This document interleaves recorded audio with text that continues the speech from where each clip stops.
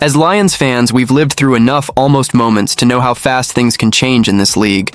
Last season didn't go the way we dreamed. We all felt it. The injuries, the coaching shakeups, the momentum just not feeling the same. And now there's this real question hanging over everything. Are we about to reload and take back control? Or did we just miss our window? Something big just came out that could seriously impact that answer. And trust me, it's the kind of move that could either push this defense back to elite status, or tell us a lot about how aggressive this front office really wants to be. Before we get into it though, if you're a real Lions fan riding this roller coaster with the rest of us, go ahead and hit that like button. Subscribe to Lions Nation Report.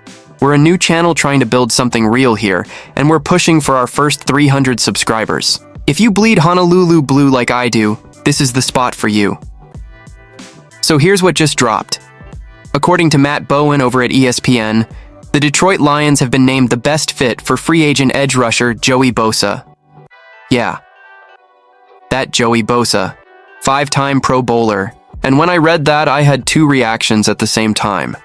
Excitement and urgency. Because let's be real, this isn't about adding a flashy name. This is about fixing something that quietly hurt us last season.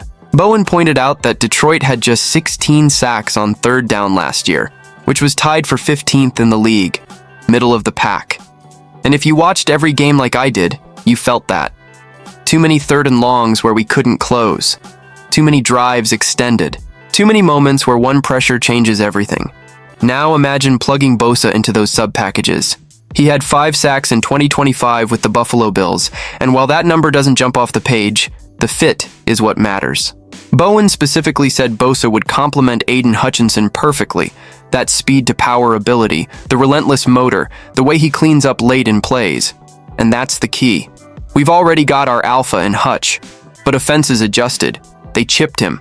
They slid protection his way. They made other guys beat them, and too often we didn't. Adding Bosa on the opposite side changes that math immediately. Now quarterbacks can't just step up. They can't just roll away.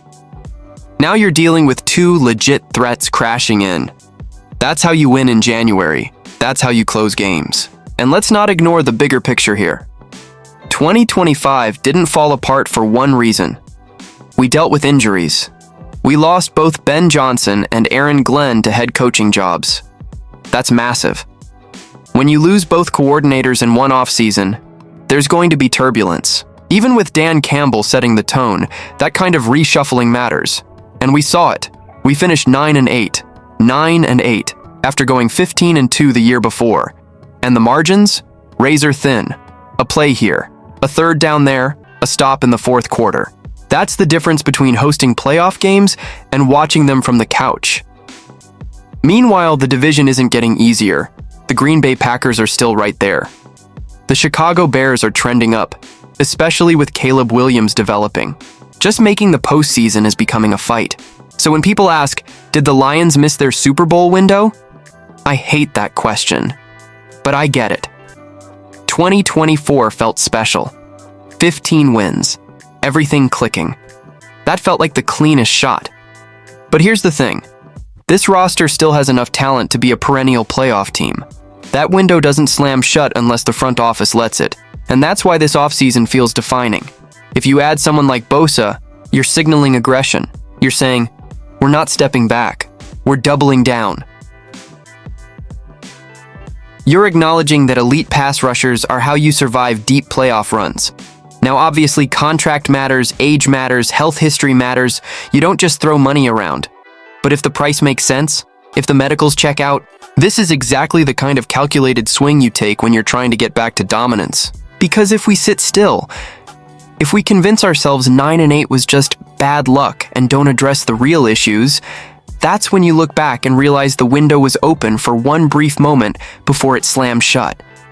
And as a fan who has waited his whole life to see this team truly contend, I'm not ready to let that happen. This move, or the decision not to make it, tells us everything about how serious we are about 2026. At the end of the day, this isn't just about one player, it's about identity.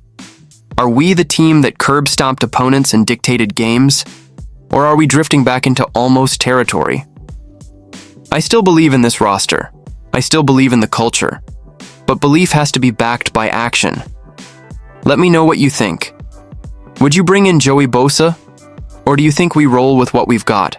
If you enjoyed this breakdown, hit that like button and drop your thoughts in the comments. And don't forget to subscribe to Lions Nation Report. We're a new channel building a real community of diehard fans, and we're pushing toward our first 300 subscribers. If you're riding with the Honolulu Blue no matter what, this is home.